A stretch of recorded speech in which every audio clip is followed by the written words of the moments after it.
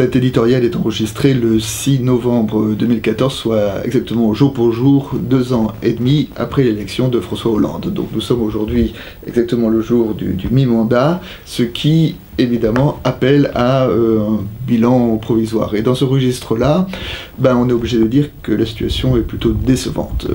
Le président étant calminé dans les sondages, les résultats, la situation économique est mauvaise et les résultats de ces mesures pour l'instant se font attendre.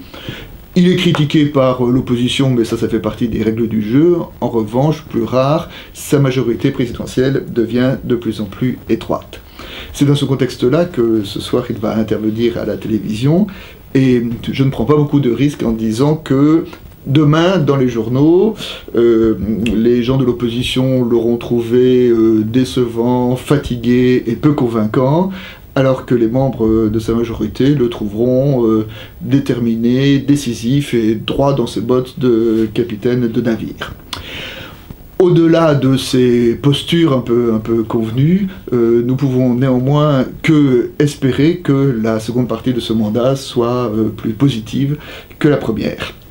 Et pour cela, puisque à Réforme nous sommes dans un journal protestant, nous pouvons peut-être nous souvenir que selon Alain Peyrefitte, le grand ajout que la réforme a apporté dans les pays, c'était ce qu'il a appelé la société de confiance. C'est cette idée selon laquelle, pour faire société, ça repose sur un certain nombre de confiance entre un homme et sa femme, confiance entre un élève et un professeur, entre un médecin et son patient, confiance entre une entreprise et ses commanditaires, entre un banquier et ses clients, entre un patron et ses employés, enfin bref, entre un gouvernement et un peuple, pour faire société, pour cultiver ce que les anciens appelaient l'affectio societatis, qui est ce désir de faire société ensemble, d'avoir une œuvre commune, il faut essayer d'avoir un minimum de confiance les uns dans les autres.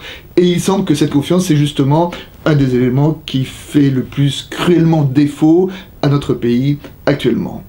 Alors donc, cultiver la confiance, je me rappelle que l'Église protestante unie de France a intitulé sa brochure de présentation « Choisir la confiance », c'est dire que la confiance est une donnée spirituelle.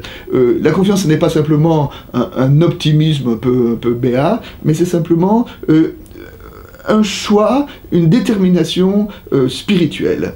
Et de dire que nous savons que le monde et que les politiques peuvent être décevants, et ils le sont souvent. Néanmoins, au nom de nos valeurs, il nous appartient de cultiver cette confiance. C'est décisif pour nous, pour notre prochain et pour notre pays.